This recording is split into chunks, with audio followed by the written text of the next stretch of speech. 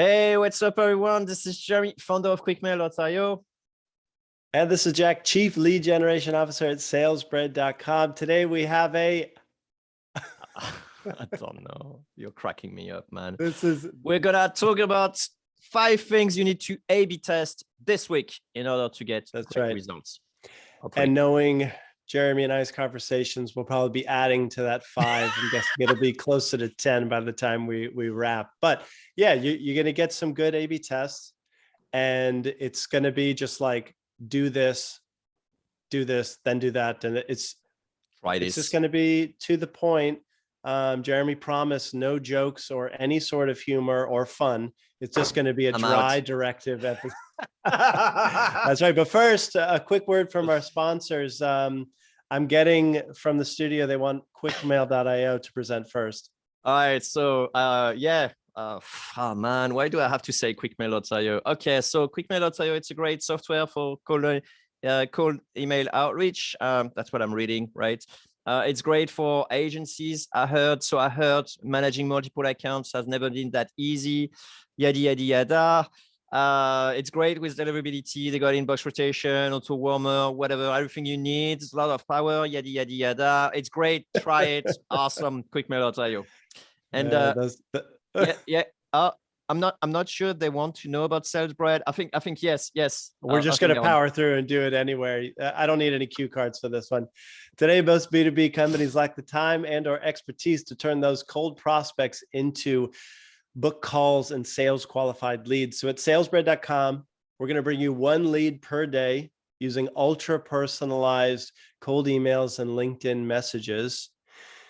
If that sounds cool and you want to know how we build our lists, what fancy web scrapers or complicated processes we can do to actually build a list of the people you're trying to sell to, not the ones that Sales Navigator thinks are for you, head over to salesbread.com/contact, get in touch, and I'll see you there. Yeah, sounds awesome. So things to A/B test this week. I should have wear a Catzilla shirt. Yeah, wear a different shirt. It doesn't work for cold outreach, but my one does. I would encourage you to toy with the time of the follow-ups. I know not all softwares are like QuickMail where you can decide per hour or per minute. I would recommend you try a 4 hours follow-up, right? This is something pretty cool. But you can tell 1 day. If you were used to 3 days, try 1 day. Just do, clone your campaign, just change the time between follow-ups. Make it faster, ideally, and then see if it gets you like more bad replies. But more often than not, I think people are very shy. So let's see how it works. That's a good point. So I actually think be careful. I don't know if I would pay that much attention to more negative replies. I would just see, like, does it get you more positive replies? Yeah. What's your ROI? Like, yeah, let's have thicker skin out there. I like it, Jeremy. Okay, here's my A/B test. I highly recommend this one. Take your qualified inbound leads and add them to an outbound campaign. Like, do it because your email marketing drip is not cutting it, but there's some good qualified people on there that if you just put them on an outbound campaign, they're going to talk to you. So they've already done the hard work by putting themselves on your list, or you've already done the hard work by getting them on your list. So use your outbound muscles and start conversations with them. It's going to be so easy. You're just going to laugh. So is that correct? What I'm thinking, like, we got a list, an inbound list already, and then you do an outreach campaign, and it's basically like, if you know what your ideal customer is, so it will be like, hey Jack, you've been on our list, we're serving XYZ, we got great results, should we talk? Is that really the sort of thing that you're thinking of? Because I love the idea. Yeah, that's about it.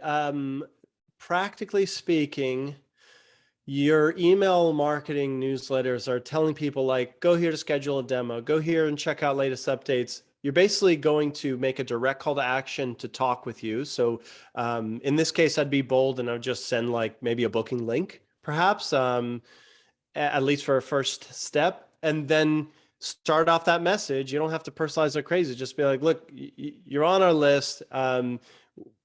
Based on what I know about company and the fact that it does XYZ, it seems like there's a great fit here. Mini case study. Is it worth a 15-minute conversation? And I love that because the list can't be beat ever. They not only need what you're selling or that topic is important to them, but they've chosen you to listen to. And also you could just be more direct. It's going to be fun. Do it. I love it. But let me play the devil advocates here. Why shouldn't just use whatever marketing platform we have, and instead of sending 2 days at a newsletter, we can still send 2 days a newsletter, but we send like a normal email and say, by the way, if you want to have a conversation, here is your sort of thing. The short answer is less results, right? Yeah, it just won't work as good. You're welcome to do that, but why? You're listening to this cast, you at least appreciate the power of cold email. So by the way, that's the exact thing I'm preaching, is like, you're listening to the show. So you already get Jack and Jeremy's like cold email. So go to your list. They already get something you do, and just be a little bit more direct to let's have a call and use cold email as opposed to marketing automation for best results. That's it. Got it. All right. My turn. I will say, change some things we don't necessarily think about changing. So that could be simply who does the outreach, right? So maybe instead of using Jeremy, maybe I use, I don't know, Christian or whatever, or Christina or Elaine or whatever, Okay, like change the name. Change the person. Yeah, change the person. Or a little bit more involved, change the role. So if you're used to go to CEOs or whatever, just maybe go to the CTO, or maybe go to the CFO, or maybe go to a different angle and then see if the market has shifted, or, it could be like a small list, but, check it out. Like maybe you got already that list of prospects you never really contacted because they were not your sort of like ideal one. Maybe see if you can do a small campaign for them, and that may work or not. That's cool. I would say that when you change the sender, the individual from Christian to Kirsten, I'm going to assume that the job title and the signature will also play a big role. So make sure you include in the signature what they're doing. That's what I meant. Yeah. Okay, super. Instead of CEO, next, business development, or the other way around. There you go. Yep.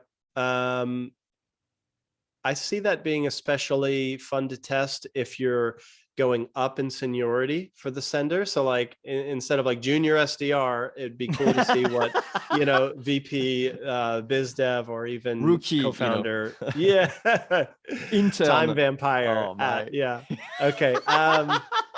My next A/B test to do is try, I call it the home team advantage. So try like geo-targeting with your campaign. Like, nice. you can target a lot of different companies, right? But there's 38 of them in your neighborhood or maybe your city. So why don't you just make like a locals only campaign? And while you're at it, throw in like, hey, I'm putting together a dinner with other blanks next month or in the next couple of weeks. Are you in? That's like the Dan Martell script, where it was like, I think one line, we'll be in Boston this week, putting a dinner together for X, you in ? And give it a go. Love it. I'm going to throw something at it as well. In your previous tip, you were like talking about like communicating with marketing. I say communicate again with marketing. See on your website maybe what state is providing the most views, and then try to contact this state instead.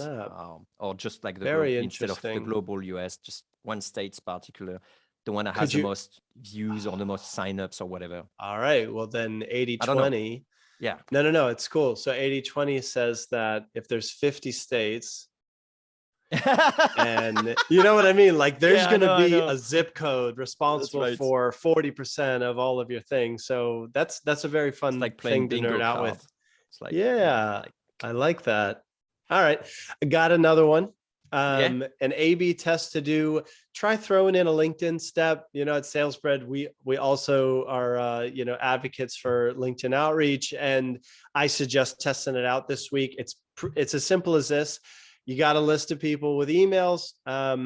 Take the ones that you can't find a valid email address for, and see if they're active or connected with someone in your second degree already on LinkedIn. And if so, try reaching out there. It's a nicer way than deleting that row because you couldn't validate the email. It's basically like no cost to you because what else were you going to do with that contact? So give it a go. I do recommend it. Good one. I didn't do my point. I was just adding on your previous point. So now I got still 2 points. But it's okay. I'm gonna do. You still have one or not, Jack? I still have one. It's very okay, stupid. Cool. So I'll do one. It's very stupid. Love it already. Okay. So here's mine. I got 2. So one is go through all the people you booked last year, right? But did not convert. And just send them an email just saying like, hey, just want to, reach out again. Would you still be interested in X or all the no-shows or whatever? And then just basically try to see if this year is the right timing. So smart. That's great. It's like the opposite of mine. Okay. You have 2 more. I got one more after. You got one. Okay. So let me go with my silly one here. Go. Take your subject line and remove it. Add a spelling mistake. No. Just put a spelling mistake in there so that it humanizes your message and see what happens. Like the gut reaction is this is not going to work. But I remember having Pep Laha on our show talk about his 10 cold email rules. One of them was it better not look too perfect. And the subject line ideally is 1 word and has a spelling mistake. He's like, I'm going to open that one. So try 1 word subject lines with a spelling mistake. It's going to take a little bit of bravery to send it out because we're so used to carefully proofreading, but see what happens. And by all means, if you do any one of these tests and you find out something cool, we want to share it with our people here. So email us at podcast@quickmail.io. We'll give you a shout out and share what you learned. Some of these A/B tests are pretty cool. And that's it. Jeremy, you've got one more. Yeah, I do. But you inspired me for another one. I say like, rather than doing a mistake, actually just delete the subject line, try to send without subject line. Or the blank one. But by default, you're going to stand out because everyone wants to add, a subject line. So obviously you're going to stand out. But here's the other cool thing. We've been working on something. Next week, we are going to release, or maybe in 2 weeks, actually, because we still need to test it properly. Well, hold on. By the time this airs, it may already be live. It will be actually live. So it's live. True. Yeah. It's live. Check it out. Check it out.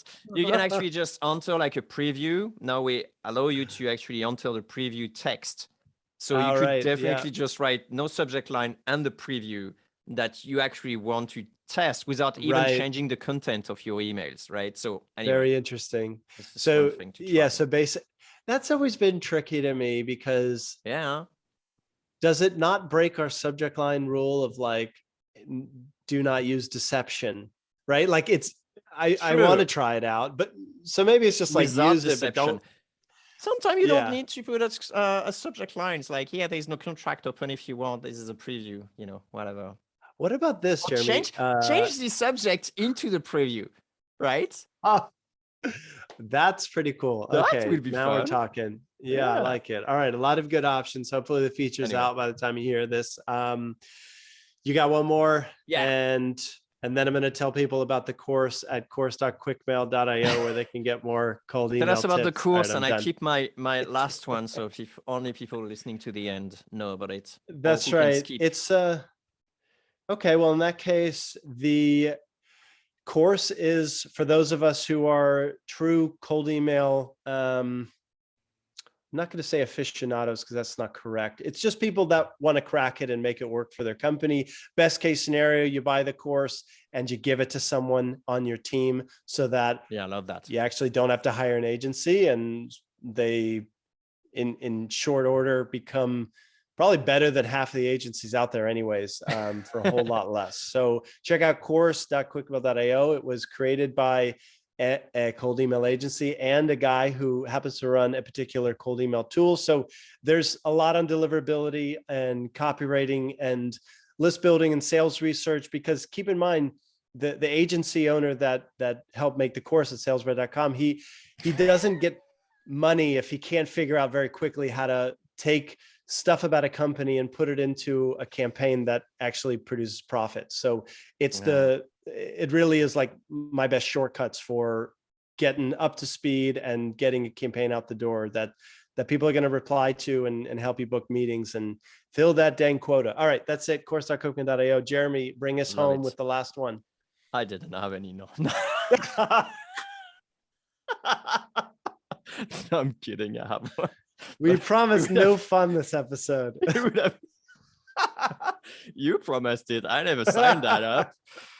No, I say basically very often, and that's really helpful for people who's been in cold email for a long time. Very often what happens is we all know it is diminishing return on our own campaign. But I would say after a while, take an old campaign for just that week and try it again. Retro campaign. Retro one. Yeah, retro campaign. Wow. Okay, I like that. You can wear your blue blocker shades while you throw out your retro campaign. Just see it. May have recovered and maybe, come back. So sometimes it's helpful. And why would that have happened? Is it got more to do with the spam filters picking up on that template? It does. TensorFlow, baby. Yeah. Interesting. All right. Again, I want you, listener, you've made it this far to the episode. You're serious about cold email. You're going to take 2 of these and give them a go this week. And then please shoot us an email, podcast@quickmail.io. I'm very curious. I know Jeremy is. We want to know how these tests went for you, especially if they helped you bring in some good leads. So share and we'll give you a nice shout out, maybe help you move some product while we feature you on the podcast or something. That's right. All right. Awesome cast. Thanks, Jack, for all the fun. Yeah, for zero fun. You're welcome, Jeremy. See you next time. Bye, Jack.